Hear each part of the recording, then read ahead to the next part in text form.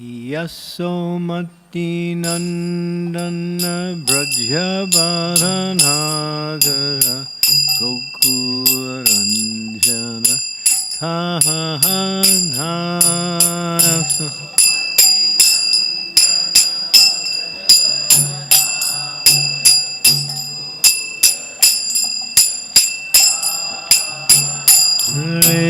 Yasomati Nandana Brajabaranagara Gokuranjana Kahana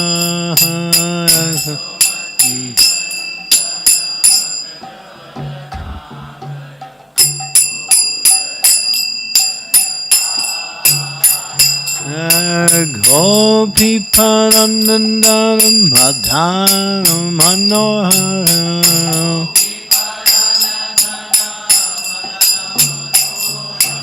Kaliyanamoya Vidhana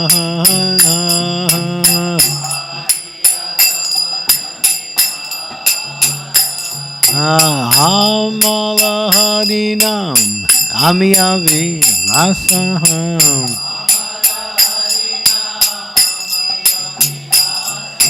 Vipina Purandara Navinanagara Bara Vamsi Vadam Nasu Bhasai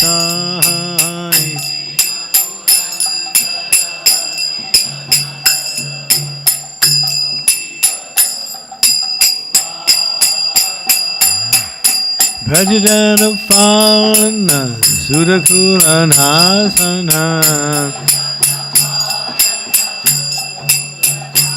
Handa go anarako hala Hey Govinda Madhava Namanita Dhaka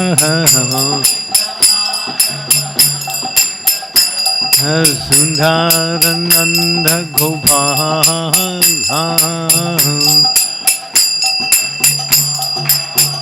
Hey, Yamuna Tattachara, Gopi Vasanohara,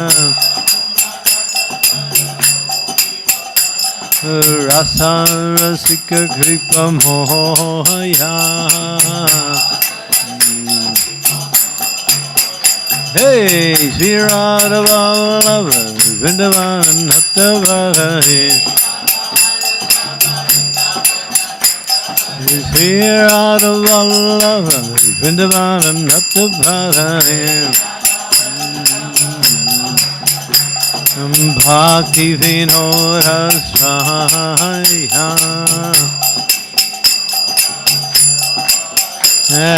Yasomati Nandana Brajabaranagara Gokuranjana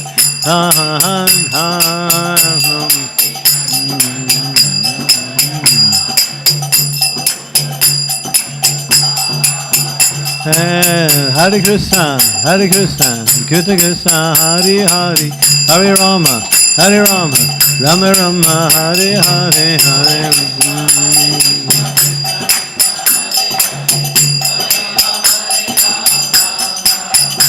Hare Hare Krishna, Krishna Krishna, Hare Hare, Hare Rama, Rama Rama, Hare Hare, Hare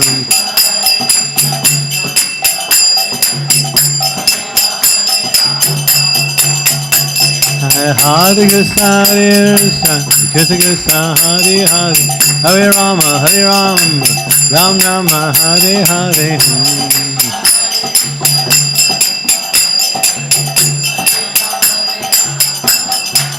Hari Bo, Hari Bo, Hari Bo in the Thai court, Hari Bo.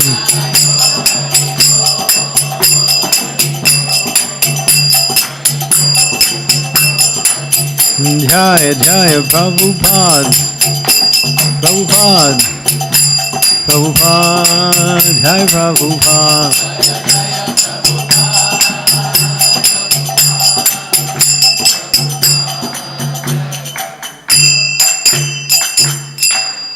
Srila Prabhupada ki jai. Srimad Bhagavatam Om Namo Bhagavate Vasudevaya. Om Namo Bhagavate Vasudevaya. Om Namo Bhagavate Vasudevaya.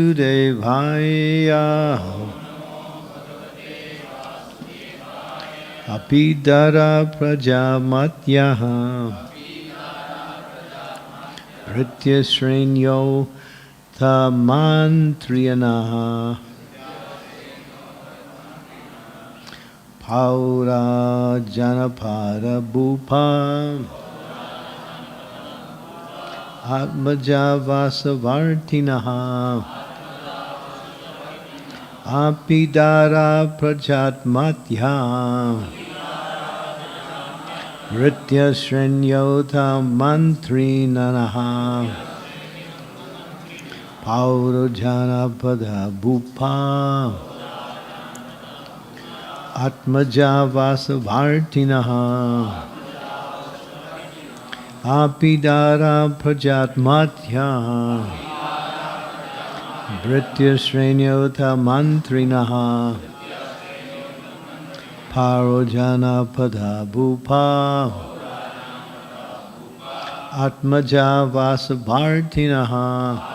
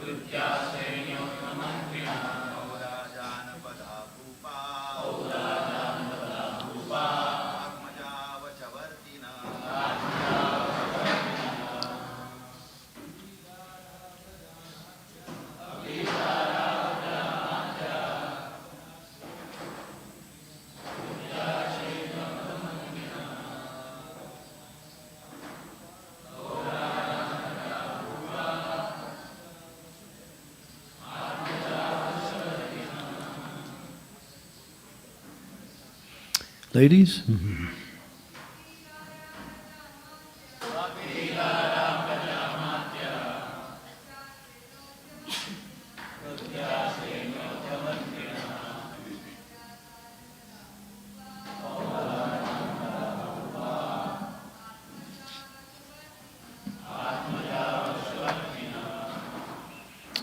Anyone else?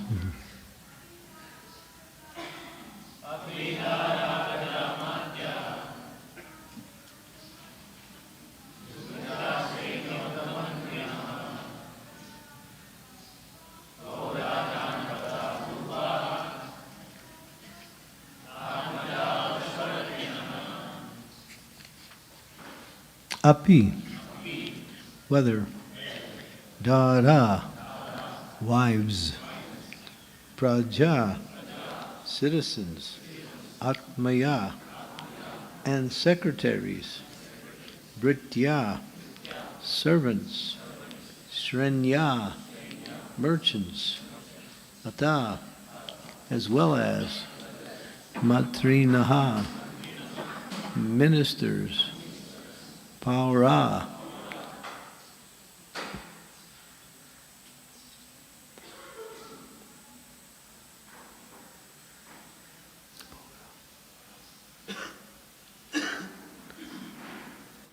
inmates of the palace, Janapada, the provincial governors, Bhupa, landowners, Atmaja, sons, Vastuvartinaha, under your full control. On Giramuni, he is just arrived. Now he's seeing that the king is quite despondent, so he's posing questions. You see that also when Arjuna came to see Yudhisthira and Krishna had left the planet. Yudhisthira did the same thing, posed questions, what is the cause of your despondency? Although the answer is known, still the questions give a chance for the person to reveal ultimately. By rejecting the answers or the insinuations of the questions, they come to the conclusion ultimately. And that's done a lot in the Bhagavatam. You see that, and Maharaj Pariksha did that with the cow and the bull. When he came across the low-class meat beating their legs, he asked him, what is the cause of your despondency? So, this is being done as a principle to bring out the actual understanding by the person who is being asked. O king, are your wives, citizens, secretaries, and servants, and the merchants who sell spices and oil under your control? Are you also in full control of ministers, the inhabitants of your palace, your provincial governors, your sons, and your other dependents? Srila Prabhupada's one-line purport. The master or king and his subordinates should be interdependent. Through cooperation, both of them can be happy. Read text number 20. If the king's mind is fully controlled, all his family members and government offers are subordinates to him.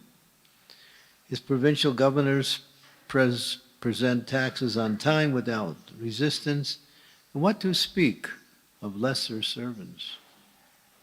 Angira Rishi asked the king whether his mind was also under full control. This is most essential for happiness. Om Gyan Timidandasya Gina Jana Salakaya Chaksu Unmilitam Yena Tasmai Shri Gurave Namaha Shri Chaitanya Manobhistam Staptitam Yena Bhutale Swayam Rupa Kadammayam Dadati Swam Padantikam Nama Om Vishnu Padaya Krishna Prestaya Bhutale Shrimakti Bhakti Vedanta Swami Iti Namine Namaste Saraswati Deve Gauravani Pacharine Nirvisesa Sunyavadi Paschatya De Sutarine Vanchakalpa Tarubhischa Kripa Sindhu Pevacha Patitanam Bhavanebhyo Vaishnavebhyo Namaho Namaha Sri Krishna Chaitanya Prabhu Nityananda Sri Advaita Gadadhar Sivasadi Gaur Bhaktavinda Hare Krishna Krishna Krishna Hare Hare Hare Rama Rama Rama Hare Hare. Now when Sri Prahlad Maharaj was hearing from his father that he's been siding with his father's enemy, who was Vishnu, as proclaimed by his father, Hiranyakashipu. Prahlad Maharaj ultimately responded, my dear father, the only enemy is your own mind. So it says in the Bhagavad Gita, when the mind is controlled, it is the best of friends, and when the mind is uncontrolled, it's the worst enemy. Krishna in the previous verse in that same chapter says, one should elevate themselves by the mind and not degrade themselves. The mind is the friend of the conditioned soul and the enemy as well. And one whose mind is perfectly controlled, the super soul has already reached happiness and distress, honor and dishonor. Heat and cold appear to be all similar, same. So, controlling the mind is not as easy as it sounds. It's very difficult. And that takes practice. And the process of Krishna consciousness is meant to help us control the mind. But controlling the mind means to focus the mind. And not because the mind has to be focused on something, or else it'll automatically focus on whatever it wants to focus on. So by the power of the intelligence, the mind is directed towards the focus. And what is that focus? To focus on devotional service, or to focus on activities of the Supreme Personality of Godhead.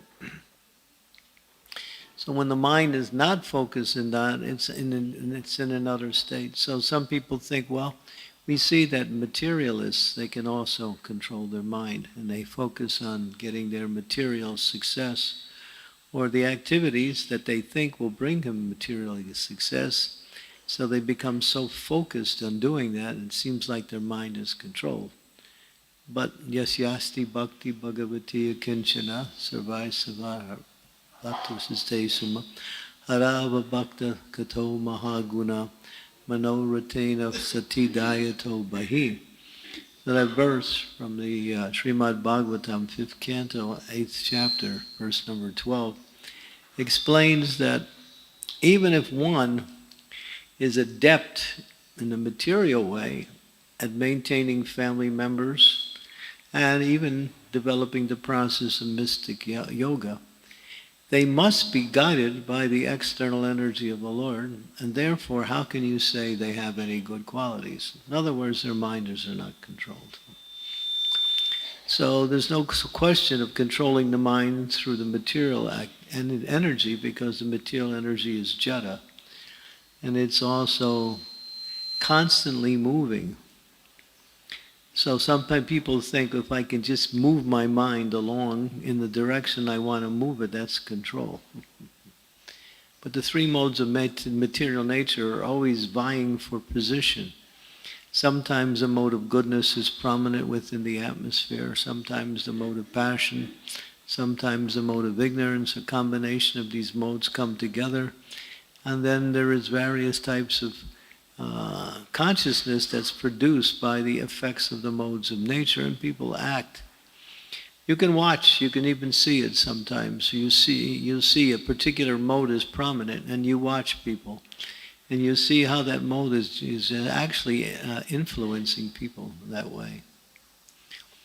You see, sometimes you travel and you see people generally seem to be a little bit more peaceful and happy. They go on with their duty. And at another time, everybody is just so frantic, can't even, stay still for a second. So it's the modes are actually developing. So therefore, from the material perspective, there is no sense of controlling the mind. The mind is always uncontrolled because the material energy is directing that mind. And therefore, the material energy is always moving in different directions. So there's no question. And this verse from the Bhagavatam gives the foundation. There's no good qualities for those who are executing material activities, because their minds are always uncontrolled. But Krishna emphasizes in the entire 6th chapter that the mind has to be controlled. And there's 3 ways. It says there's 3 ways to control the mind. One is to engage it in activities of devotional service, because devotional service is on the platform above the 3 modes of material nature. Therefore, it is fixed in the steadiness of spiritual existence. Spiritual existence is where things don't move. You move towards that and you become caught up in that, then your mind is controlled by that energy. So one way is to engage in devotional service. Another way to control the mind that's mentioned in the scriptures is to meditate and always think about the instructions given by the spiritual master, which is similar to the first, but this one is more personal and more direct, in the sense that if one is always thinking about how to execute devotional service, applying the intelligence coming from the spiritual master's vakya, his words, then the mind is fully controlled. And the third way, it's a little bit material, but it actually has an effect also, is work for the benefit of others. Generally, one's mind is always uncontrolled because one is always thinking about themselves. What am I getting? What am I doing? How am I doing? In other words, it's more, people are more focused on their own existence. But if you focus on the needs and the needs of others and try to satisfy those needs, generally, what is their needs ultimately, is to come out of the material energy and come into the spiritual energy. So working for the benefit of others is even another way to control the mind, because one is focused on helping others. But that's a little bit a combination of material and some spiritual principles together. So what is the mind anyway? How to capture that mind? It's always moving. Krishna says, Arjuna says, Chanchala hi mana Krishna pramati balavadridha tasyaham nigamam manye vayur idam saduskaram. Arjuna says, hey, Krishna, you're asking me to control the mind, but I think you're asking me to control the wind. It's not possible. It's always moving, unsteady. But then Krishna says in the next verse, Arjuna, your conclusion is correct, but there is a way. Abhyasena tukunteya vairagena chagriyate. By giving up sense gratification and by practicing mind control, means practicing the activities of devotional service, one can gradually bring them the unsteady mind under the control of the self. What is a controlled mind? A controlled mind is not disturbed by happiness and distress. You might think your mind is controlled, but if you're disturbed by happiness and distress, then that's an indication the mind is still on the wavering platform. So when the mind is fixed, as it says, Brahma Bhuta Prashanatmana Sosachina Kangsati Samasarveshu Bhuteshu Mad Bhakti Labhate Pradam. There's no more hankering, there's no more lamenting. One sees all living entities as spiritual beings. In other words, one has developed Vidya Vinaya Sampane, Brahmani Gavi Hastini Suni Chaiva Sapakecha Pandita Samadarshanaha. Pandit, they see with equal vision all living entities as being pure spiritual souls. Not considering what body they're in, they see beyond the body, and they see that whatever that body, as this verse says, a Brahmin, a cow, a dog eater, low-class person, whatever, they're all the same because they're all pure spiritual beings. Not distinctive by body only. So to know a little bit about the mind means to be able to deal with it. If we don't know how the mind is working, and what is the activities of the mind, it becomes very hard to actually control the mind, even in directing it towards devotional service. I'll give you an analogy. The difference between the mind and the soul. Look up in the sky, and what do you see? You see the sky. But then you also notice in the sky there are birds, there are clouds, sometimes you see airplanes, and you may also see other things in the sky. So these objects that are appearing in the sky, do they touch the sky? No. They look like they're in the sky, and they look like they're part of the sky, but they don't touch the sky at all. Same way, the activities of the mind do not touch the soul. The soul is like the sky, and the different features that we see within the sky are like the thoughts and different manifestations of the mind's workings. So things come and go, and therefore one should learn to watch their mind. Watch how the mind is working and see where it's taking you. And if it's taking you in a direction you shouldn't go, like we know what places we shouldn't go, then we have to bring that mind back to something spiritual. I remember when I joined the HareKrishna movement, one of my first experiences was in the New York Temple, Brooklyn, New York Temple. And I was just practicing to learn about Krishna consciousness. I was given some service, and then they had what is called a bhakta leader to conduct the devotees, the new people. So my bhakta leader would always say to me, kill that thought or it'll kill you. I mean, the way he said it was like, I was so scared to even think after that. He said it so strongly. And I got the message, yeah, those things that are coming into the mind, if you allow thoughts into your mind that are contrary to devotional service or of the nature of the lower modes of material energy, in other words, sinful activities, then these thoughts start to grow. Therefore, even the slightest indication of thoughts that come into the mind has to be immediately removed by the power of the intelligence. And therefore, as Jiva Goswami explains, the connection between the soul and the supersoul, or Krishna, is the intelligence, not the mind. The mind is directed by the intelligence, but without the directions of the intelligence, the mind will do whatever it wants to do.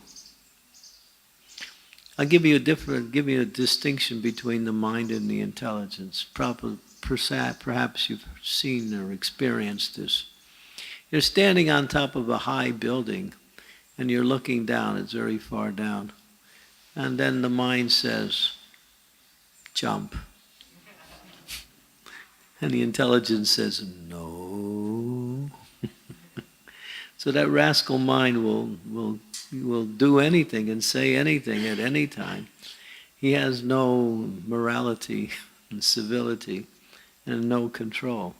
But the intelligence, now if the intelligence is like the mind, then you're in double trouble. So then what do we do with the intelligence? You have to purify the intelligence by what is called shastras chakshush. That means you have to see through the eye of Scripture. What I'm seeing is not really what is there, but if I see through knowledge or seeing through Scripture, then I'm actually seeing.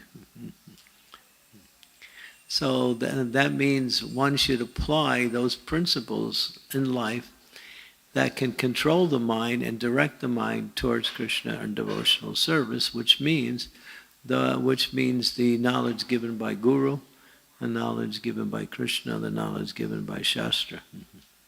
Guru, Sadhu, Shastra. Like that. So these, and that way the mind is under control. Now here we hear from Angiramani Muni says, is your mind under control? He knows it's not. He knows the whole situation. He's a self-realized sage, so he actually can know past, present, and future. So he knows the condition of Chitraketu's mind, and he knows why it's in that condition. But still, he's giving him a chance. But he hits on this very important point here, that control your mind, and don't let your mind control you. Just like sometimes something goes wrong in your life, right? And you made a mistake. You did something wrong. And then you worry about it, right? And you lament about it. And it's like shoulda, coulda, woulda. You know the shoulda, coulda, woulda? I shoulda did this, I coulda did this, I woulda did this, but I didn't do it. But we don't come to that point right away. We're still trying to think, maybe I can change the results by thinking about it in that way, but you can't. So the mind will cause us to lament about situations, and rejoice. Therefore, Krishna says in the Bhagavad Gita, one who is free from these elements of lamentation and rejoicing based on happiness and distress, and who's fixed in the process of devotional service, has already reached perfectional stage. So therefore, this mind is a rascal. We all have a mind. Even Prabhupada said, I have a mind too. Referring that, yeah, sometimes the mind will do things. Where did that come from? Or where did that thought come from? Sometimes it comes from the unconscious level of the mind. The mind has two levels, conscious and unconscious. It's compared to a computer. If you see a computer, you'll see what you see on the screen is what you see. But in that computer, there is so much more data that you're not even aware of until you push certain buttons and bring up that data. So the mind is like that. That's how they actually made a computer, based on the mind. The unconscious part of the mind, just like the unseen part of what the knowledge in the computer, is always greater than what's going on the conscious level. And even on the conscious level, if you were to collectively understand all of your conscious thoughts, it's still only 10% of the mind's activity. 90% remains unconscious. And therefore, sometimes things happen in our life that come from the unconscious. Sometimes they're due to karmic reactions from previous lives or even in this life. But one should not somehow or other dwell on these things and simply stay fixed in devotional service. Because as we stay fixed in our devotional service, we can reduce the effects of the mind's activities, which is always implicating us in the wrong thoughts. Many times we see that. Even you see, we have the example of Subari Muni. Subari Muni was a great Muni, and he was meditating underwater for many, many years. It's mentioned in the 9th canto. But he just happened to notice two fishes were engaged in some copulation, as it's mentioned. And he got attracted to watching the fishes, and that broke his meditation. And at the same time, he left his position as a Muni, went out and sought out married life simply by watching fishes. Now this is how subtle. We have the example of Ajamil,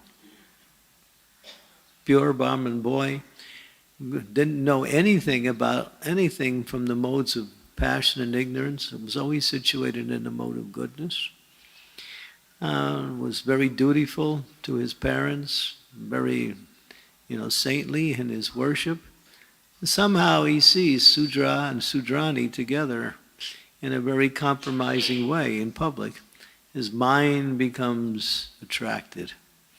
And all of a sudden his whole life changed. And these statements in the Bhagavatam are very instructive because it shows that we can also be victimized. Don't think you're ever safe in devotional service. This idea that I'm okay, I'm advanced, I'm making progress, I chant, I have so many success in my spiritual practice. This is all the tricks of Maya. That's why Prabhupada, he gave these lectures, you can hear them. In one of the lectures, it's from the 5th canto, 6th chapter, and it's verses 3, 4, 5, and 6. In there he says, never trust your mind. Always distrust. And then he says, where is that statement coming from? He says it's not in Shastra. But he says because it has been given by the acharyas, it is accepted. So yeah, don't trust your mind. Always watch your mind and make sure you direct that mind towards Krishna consciousness. Otherwise, we can be easily victimized by just a fraction of a section of a wrong thought could lead us to a wrong action, which could change our whole life. That's how material energy is so, what they call it, precarious. It can just, anything can happen at any time, and then pretty soon, because if we have a slight amount of material desire, then that desire comes up in some form in the material energy. That could lead one away from devotional service, or even cause one to fall down, or do things that one becomes sorry for later on. So therefore, this principle, controlling the mind, is the basis of the success in Krishna consciousness. That's why Krishna devotes a whole chapter of Bhagavad Gita simply on the mind. The 6th chapter of Gita is simply on the mind.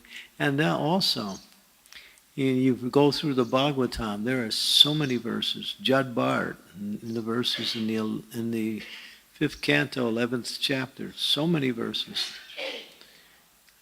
And Prabhupada writes, this is interesting,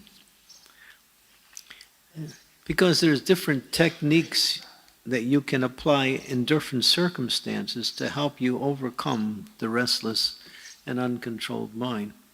And one of them, Prabhupada, there's one verse, it's the last verse in one chapter, and talks about the mind.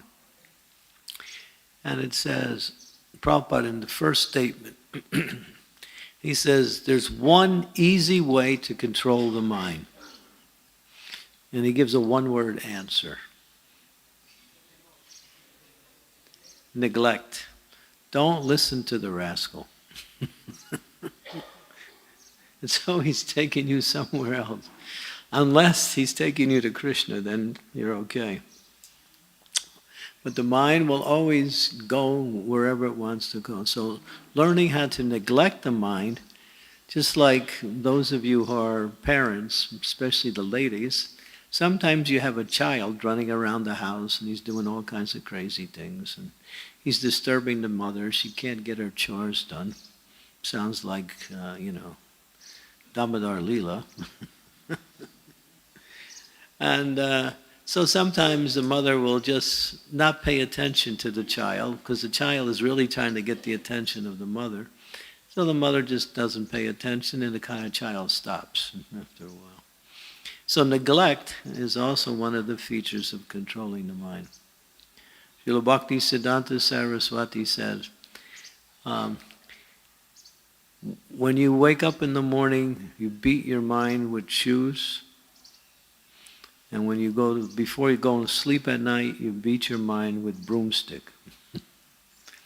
Prabhupada said, I carry a pair of shoes with me for anybody who needs a little, correction here. I seen one devotee, he had a pair of shoes and he was hitting his hand. I was thinking, he's very shastric. So yeah, this mind can get us in trouble.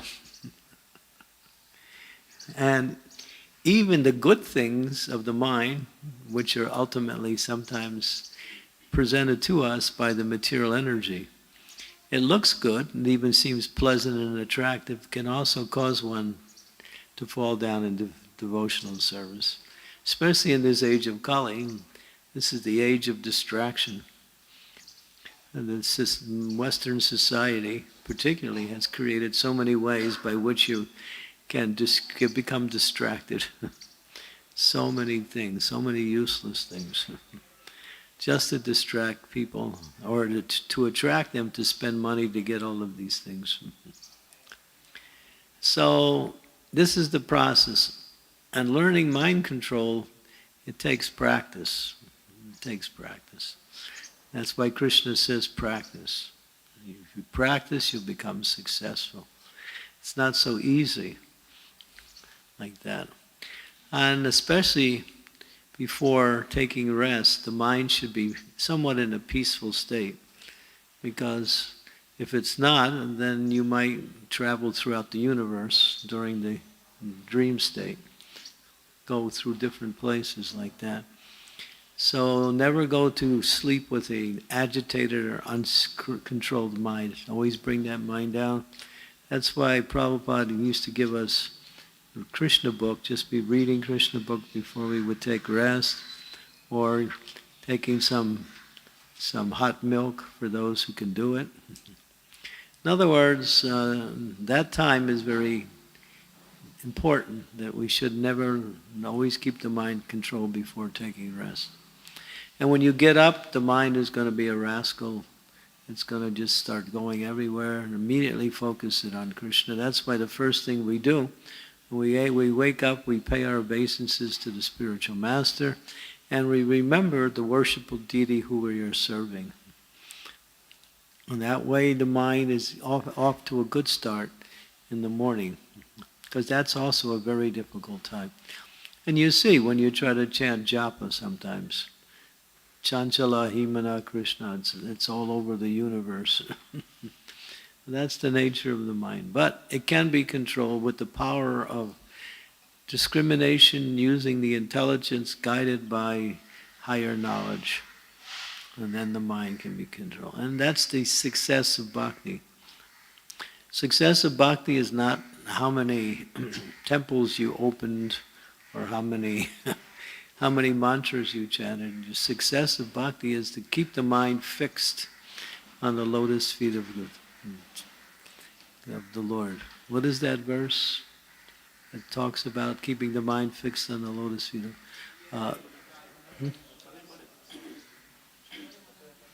It's spoken by Ambarish Maharaj. Putara Binda Vaikuntha yeah. So he says, keeping the mind fixed on the lotus feet of the Lord and using all of the senses in different ways to serve the Lord. And then one is nicely connected with Krishna consciousness. And in that connection, one can start to actually experience the presence of Krishna when the mind is fully controlled. So here we see Angira Muni is testing, or through the process of questioning, is your mind under control? And Prabhupada said this is the most essential for happiness. Okay, so I'll stop there. Any questions, comments? Yes, all the way in the back by Srila Prabhupada. Do we have a microphone? Okay.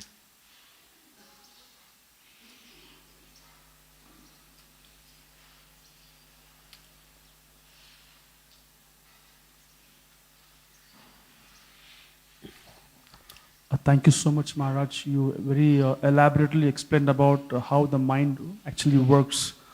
So, Maharaj, my question is that we sometimes say mind can be also a best friend. And so do we keep the mind in a strict position all the times? Because sometimes even due to subconscious mind, the thoughts come out. We have no intention. So how do we exactly work on this mind? Because mind is very tricky, It says, I'm with you, then it slaps me. So how do we exactly... Krishna says in the Bhagavad Gita, in the 6th chapter, whenever and wherever the mind roams due to its unsteady and flickering nature, bring it back under the control of the self. So Krishna gives the formula. When the mind wanders, bring it back. When it wanders again, bring it back. When it goes there, when these thoughts come, turn the channel, go to the spiritual thoughts, or chant the Hare Krishna Maha Mantra. If you practice like that, then it becomes easier. But if you don't practice, then the mind becomes stronger in its turbulence. So the more you practice, the more you'll become successful eventually, where you can fully control the mind. And the Bhagavatam is full of pastimes of those who fail to control the mind. Another one is Bharat Maharaj, when he was in the forest. And he was on the platform of bhava, almost on the platform of love of God. But he became attracted to a little tiny deer. And because a devotee is soft-hearted by nature, he felt compassion towards the deer. But so much so that he just focused 100% of his time on the deer and used all of he forgot about his spiritual practice, neglected it. So these are great souls, who somehow or other were deviated by a situation. So therefore, when the mind brings up thoughts from the unconscious that are not conducive to our spiritual life or even to modern morality, then, as Krishna says, bring it under the control. In other words, think of me. That's why Krishna says, Manmana Bhava Mad Bhakto. He doesn't say think of me, he says always think of me. Yeah, he doesn't make it easy. Always think of me. Well, practice. That's Krishna consciousness. But don't get discouraged when you're not successful. Just learn from your situations and move forward and become successful. So. Yes, okay, question? Maharaj, you gave the statement of Bhaktisiddhanta Saraswati Thakur about beating the mind with the shoes and the broomstick. So can you explain that? What is the purpose? What does it mean? Because how it has to be implemented exactly? Well, it means that those 2 times of the day, he says, in the morning and in the evening, are the times when the mind becomes more chanchala, more flickering. So therefore, one has to take means by which to control the mind. So the best way to control the mind is to engage the mind in Krishna. And therefore we have the formula, chant the HareKrishna Mahamantra. Practice chanting all the time. If you practice chanting all the time, then even when you're not chanting, your mind will also gravitate towards chanting of the holy name. You start to internalize the chanting, and then it becomes part of you. Then your mind is always connected with Krishna through the holy name, even though you might not be chanting it audibly, but inside the mind is working, or the holy name is working like that. So what he's saying is that, these 2 times are very, you're more likely that the mind will become very uncontrolled. In the morning and in the evening, especially in the evening time, when the mode of passion is more prominent in the evening.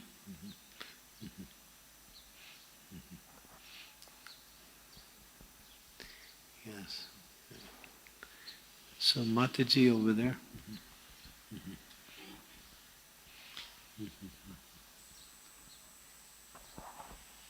Hare Krishna Maharaj. I had a question that how to deal with the samskaras in the mind which we carry life after life. What about samskaras? How to deal with samskaras in the mind which we carry life after life.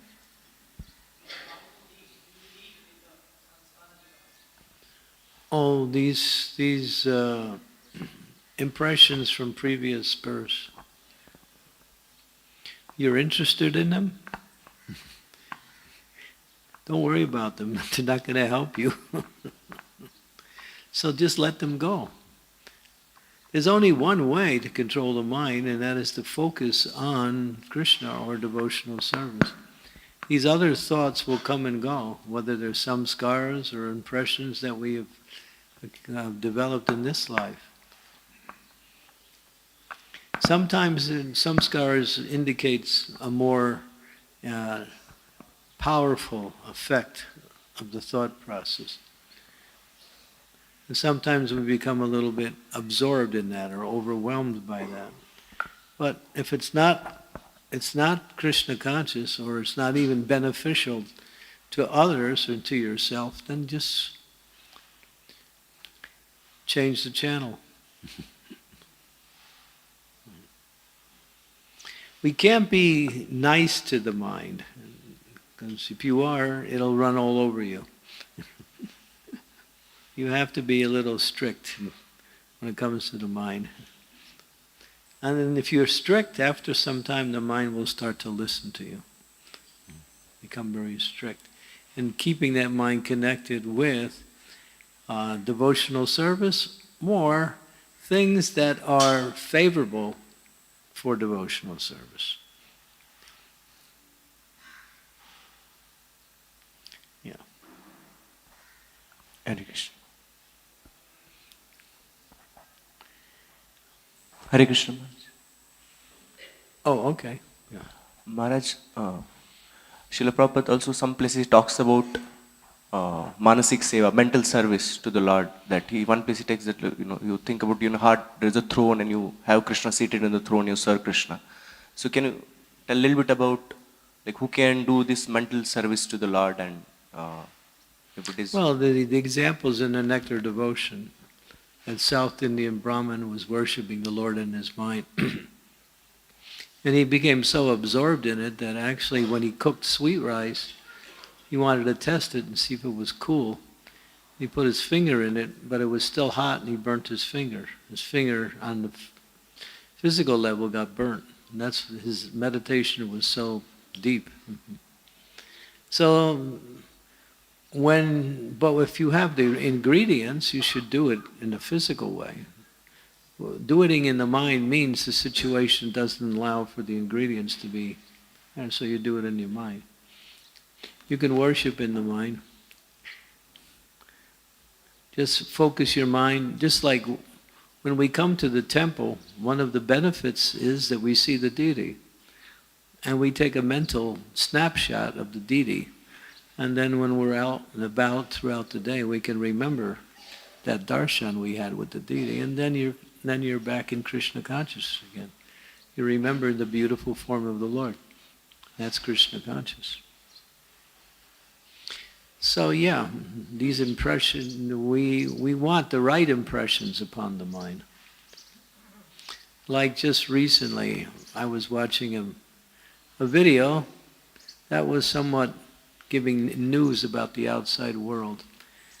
And there was one part of the video that the narrator warned. He said that what you're about to see is not very, you may not want to watch this.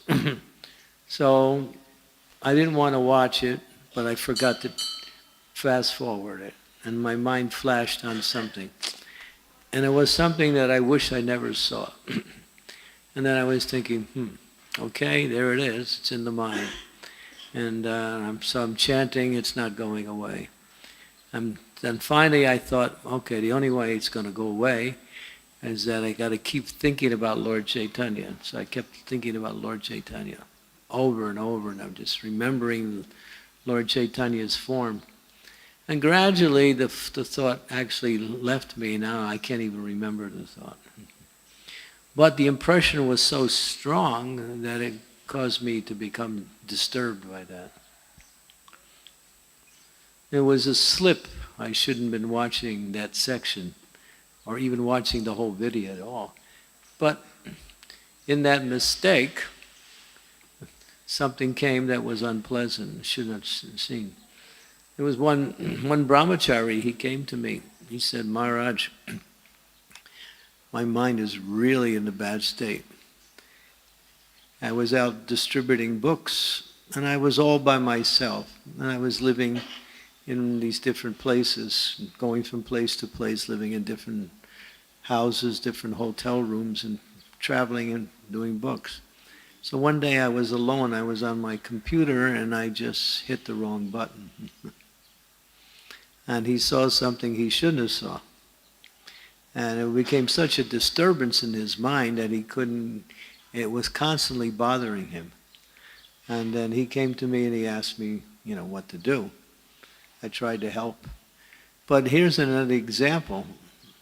When you're alone, without the association of devotees, this is when it's most dangerous. This is when it's more. Then the mind can come up with something, or the external energy can attack, and you may not even be aware of it. So that's the time you should be more careful when you're alone. That time you should always be thinking of Krishna. Like that. When you're with devotees, then you're interacting with devotees, and that atmosphere is spiritual. That's nice. So it's unlikely these thoughts, these bad thoughts or negative thoughts will come when you're associating with devotees. But when you're alone and you're not in that association, that's the most critical time. Keep your mind connected to Krishna always.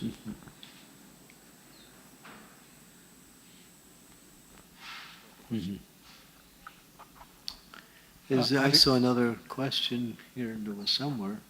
Where was it? Oh yeah, okay.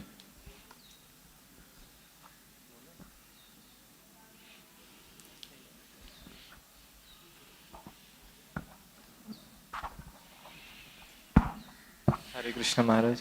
I want to ask you a question which is not related to this subject. Can I ask? Okay.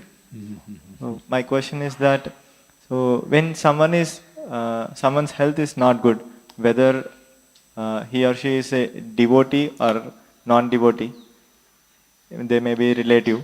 So we want to, but we have relationship with them. So if we want to help them, if we want to, we desire they may have good health. So is that how we can pray that they may get good health and we will get them in our life? I'll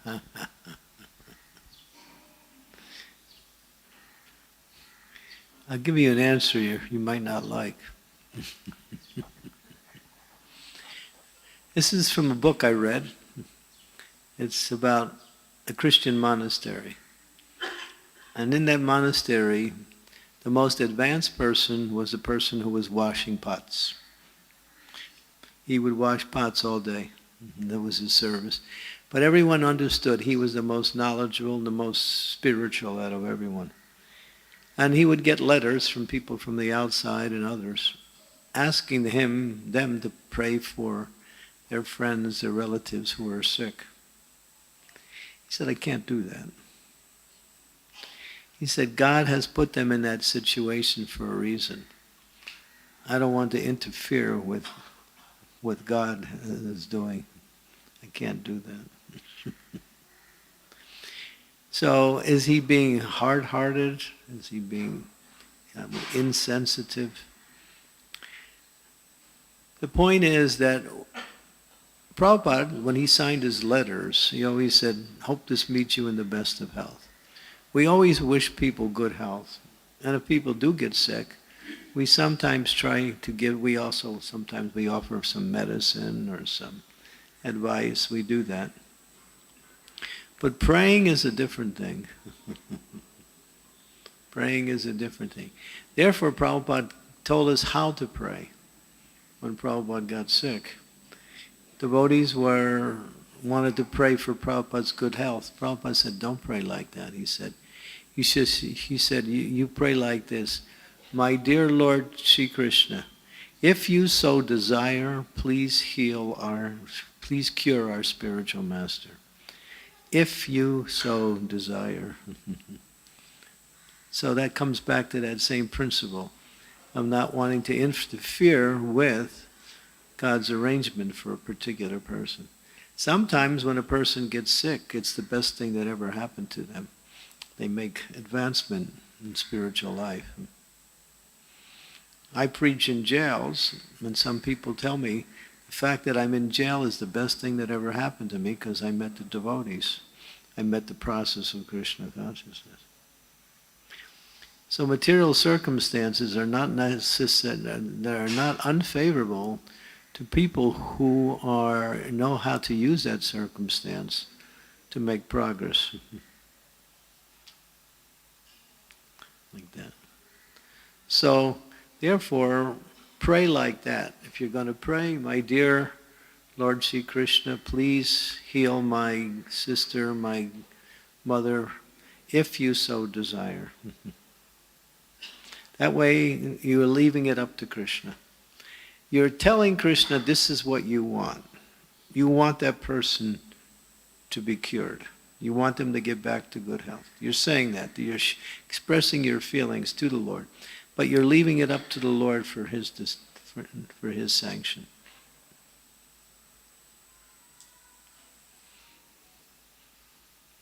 So that's the perfect prayer.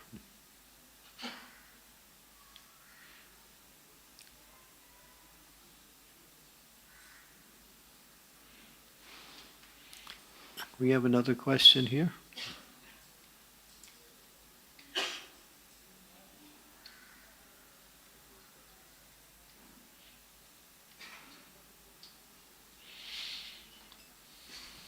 Hare Krishna Maharaj.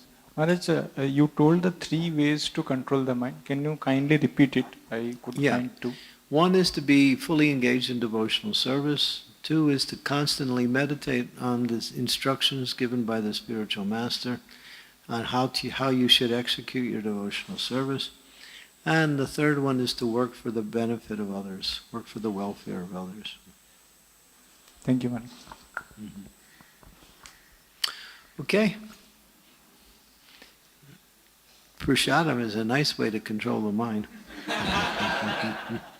And it's also fun.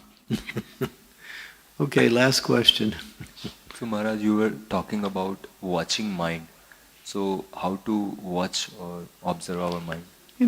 Just whatever thoughts come in the mind.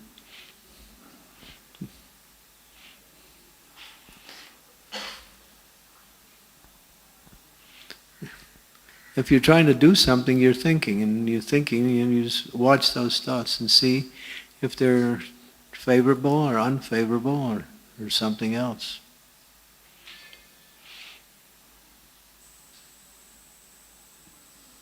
It says an intelligent person sees the result before the activity.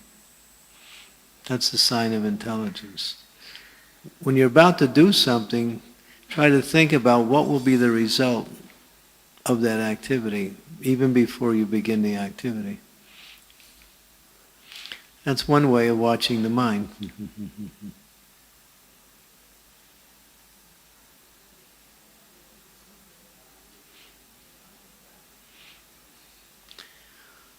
But keep your mind on Krishna, that's better. Don't watch your mind all the time, but just direct it towards Krishna. That's the best way to control the mind. Okay, thank you very much. Srimad Bhagavatam ki jai. Srila Prabhupada ki jai.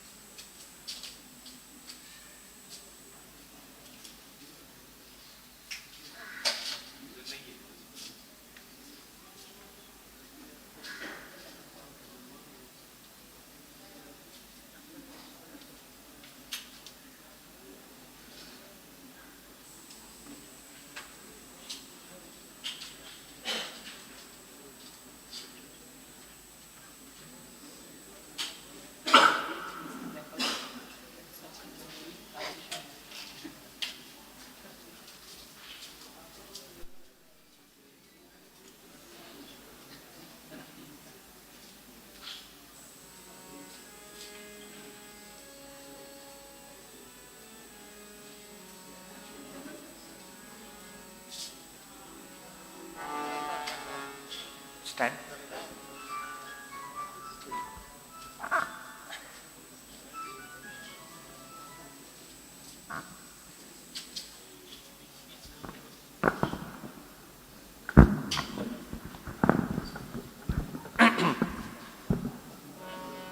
नमामीश्वरं सच्चित् आनन्दरूपं लसत्कुण्डलं गोकुले व्रजमानम्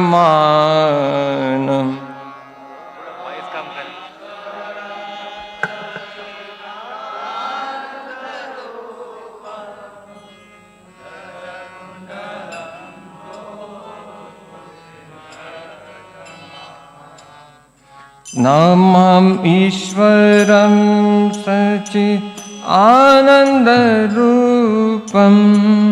लसत्कुण्डलं गोकुले व्रजमानम्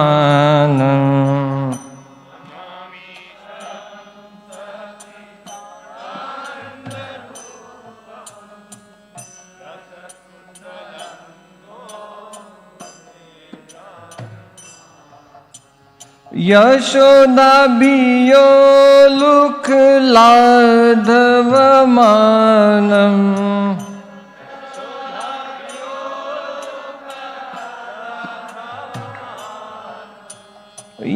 यशोदाभियो लुक्लाधवमानम्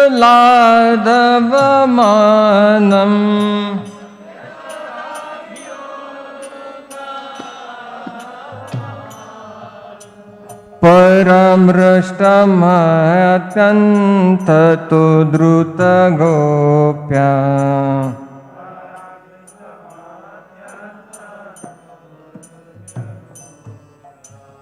रुदन्तं मुहुर्नेत्र युग्ममृजन्तं कराम्भोजयुगमेन सातकनेत्रम्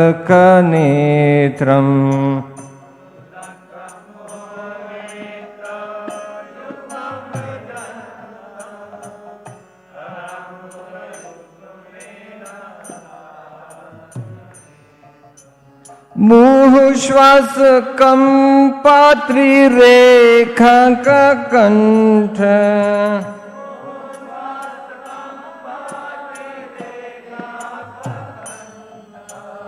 मुहुश्वास कंपात्रिरेखाककण्ठ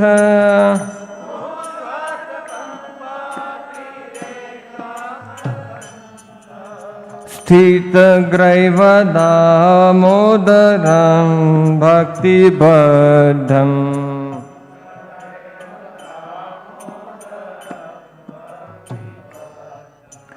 इति दृक्स्वलीलाभिरानन्दकुण्डे स्वघोषं निमज्जन्तम् आख्यापयन्तम्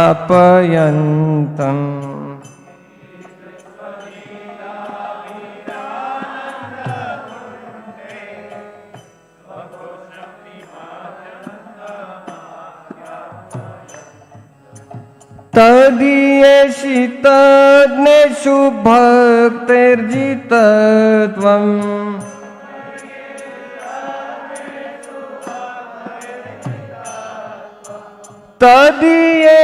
तदीयेषितज्ञेषु भक्तिर्जितत्वम्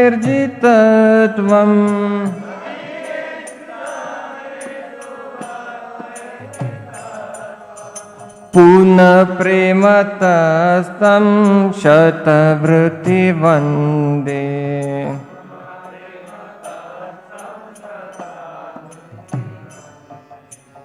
वरं देव मोक्षं न मोक्षं वधिं वा न चान्यवृणे अहं वर्षादपीह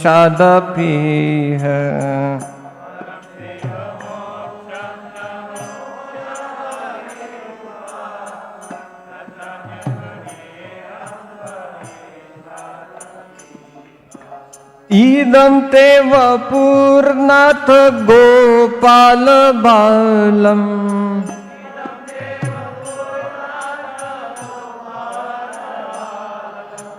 इदं ते वपुर्नाथ गोपाल बालम्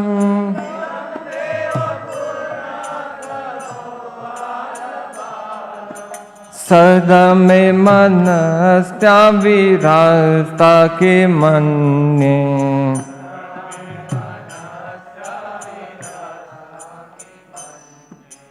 इदं ते मुखं भोजम् अत्यंत नीलय पृथं कुन्तलय स्निग्धरक्तैश्च गोप्या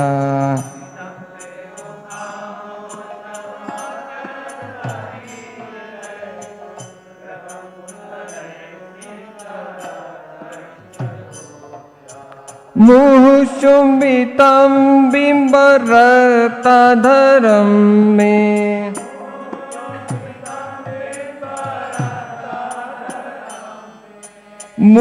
मुहुचुम्बितं बिम्बरक्ताधरं मे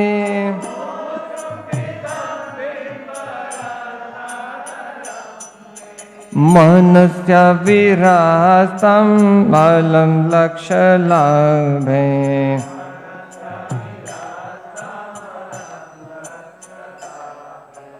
नमो देव दामोदर अनंत विष्णु प्रसीद प्रभो दुःख जलाभिमग्नम्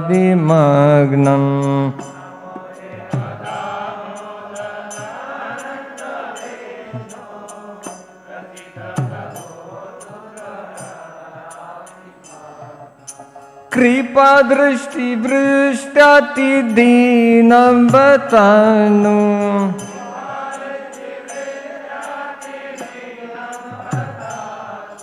कृपा दृष्टि वृष्ट्याति दीनं बतानु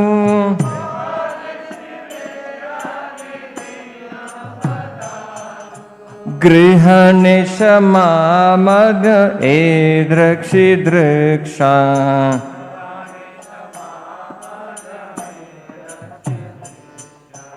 कुबेरात्मजो बद्धमूर्ते वयद्वत् त्वया मोचितो भक्तिभाजो कृतौ च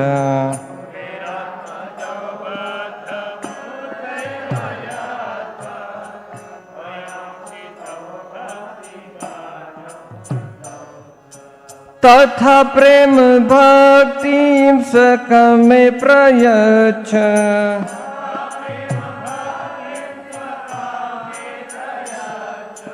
तथा प्रेम भक्तिं सकमे प्रयच्छ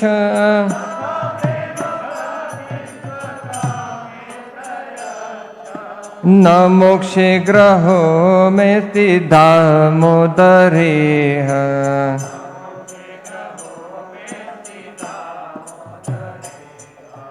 नमस्तेस्तु धाम्ने स्फुरदीप्तिधाम्ने त्वदीयोदरायाथ विश्वस्य धाम्ने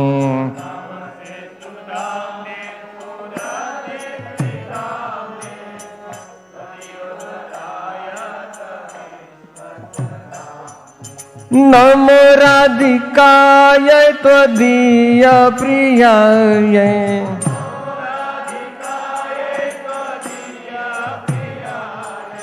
नमो राधिकाय त्वदीय प्रियाय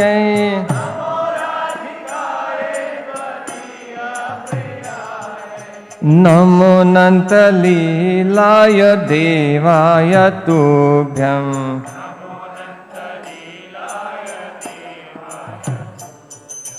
नममीश्वरं सच्चिदानन्दरूपं लसत्कुण्डलं गोकुले व्रजमानम्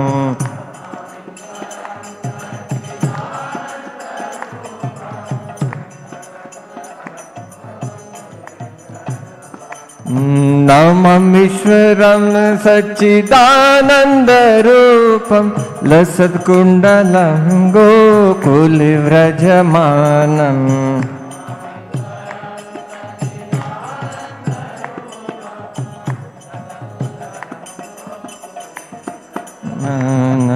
यशोदाभियोलुकलादवमानम्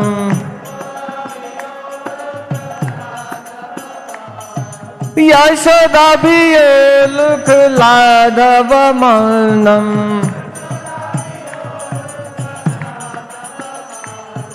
परमृष्टमत्यन्ततो द्रुतगोप्या Hare Krishna Krishna Krishna Hare Hare Hare Rama Rama Rama Hare Hare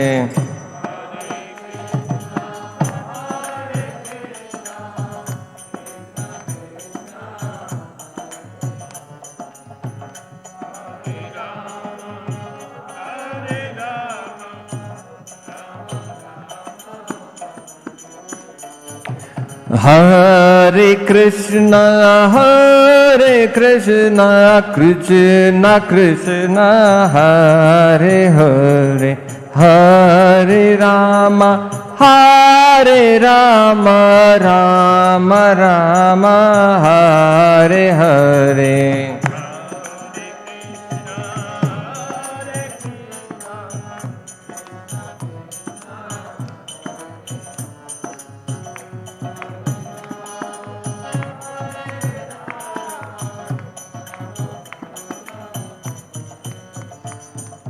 Hare Krishna Krishna Krishna Hare Hare Hare Rama Rama Rama Hare Hare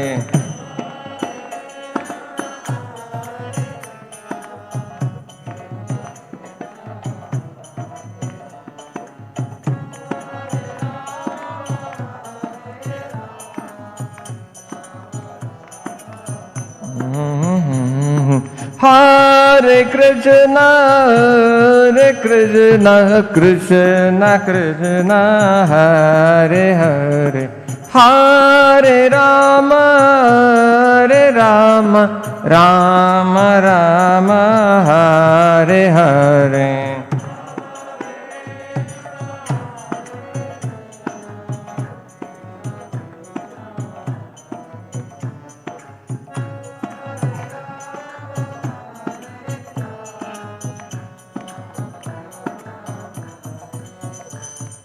Hare Krishna Krishna Krishna Hare Hare Hare Rama Ram Hare Hare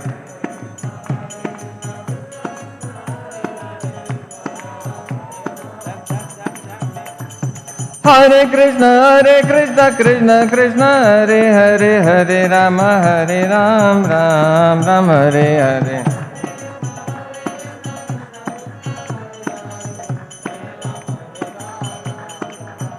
Jaya Radha Damodar Radhe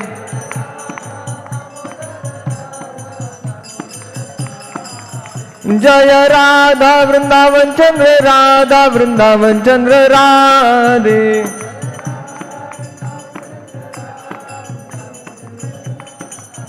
Jaya Jagannatha Jaya Baladeva Subhadra Mai Jaya Sudarshana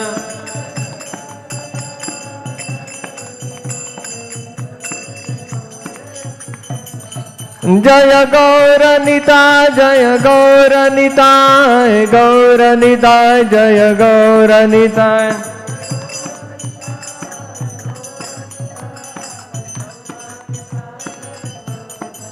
Jaya Jaya Prabhupada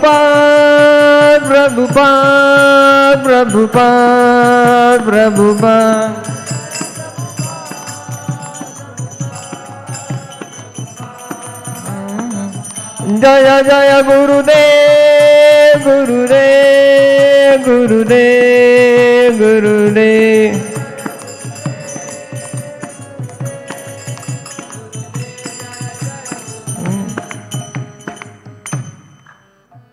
Shri दामोदराष्टकम की जय श्री सत्यव्रत मुनि की शील प्रभुपाद की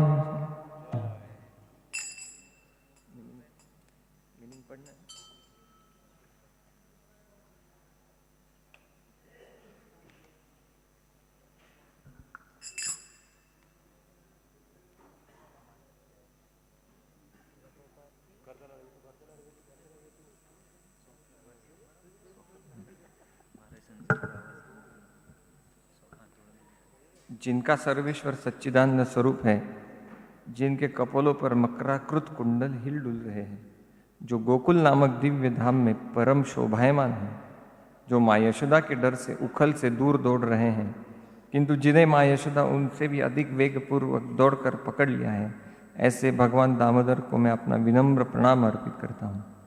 वे रोते रोते बारंबार अपनी आंखों को अपने दोनों हस्त कमलों से मसल रहे हैं। उनके नेत्र भय से विवल हैं। रुदन के आवेग से सिसकियाँ लेने के कारण उनके त्रिरेखायुक्त कंठ में पड़ी हुई मोतियों की माला कंपित हो रही है।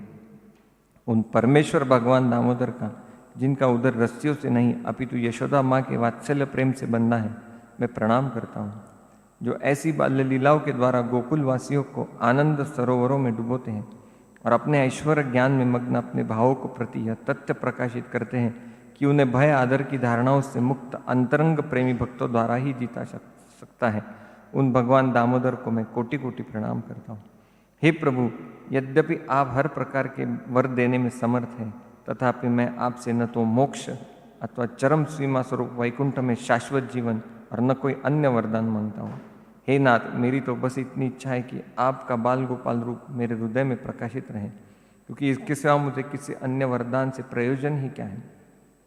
हे प्रभु, लालिमा युक्त कोमल श्यामवर्ण के घुंघराले बालों से घिरा हुआ मुख कमल यशोदा के द्वारा चुंबित हो रहा है और आपके होठ बिंबफल के भांति लाल है। आपके मुखकमंडल का यह सुंदर दृश्य मेरे हृदय में विराजित रहे। मुझे लाखों प्रकार के लाभों की कोई आवश्यकता नहीं। हे भगवान, मैं आपको प्रणाम करता हूँ, मैं आपको प्रणाम करता हूँ। हे दामोदर, हे अनंत, हे विष्णु, मुझ पर प्रसन्न हो जाइए। मैं दुखों के सागर में डूबा जा रहा हूँ। मेरे ऊपर अपनी कृपा दृष्टि का वर्षा करके मुझे दीनहीन शरणागत का उद्धार कीजिए और मेरे नेत्रों के समझ प्रकट हो जाइए। हे भगवान दामोदर, जिस प्रकार आपने दामोदर रूप से नल कुबेर मणिग्रीव नामक कुबेर पुत्रों को नारद जी के शाप से मुक्त कर अपना महान भक्त बना लिया, उसी प्रकार मुझे भी आप अपनी प्रेम भक्ति प्रदान कर दीजिए। यह मेरा एकमात्र आग्रह है, मुझे किसी प्रकार का कोई भी इच्छा नहीं। हे भगवान दामोदर, मैं सर्वप्रथम आपके उदर को बांधने वाली दीप्तिमान रस्सी को प्रणाम करता हूँ। आपकी प्रियतमा राधा रानी के चरणों में मेरा सादर प्रणाम है और अनंत लीलाएं करने वाले आप परमेश्वर को मेरा प्रणाम है। श्री दामोदराष्टकम की जय, श्री सत्यव्रत मुनि की जय, श्रील प्रभुपाद की जय।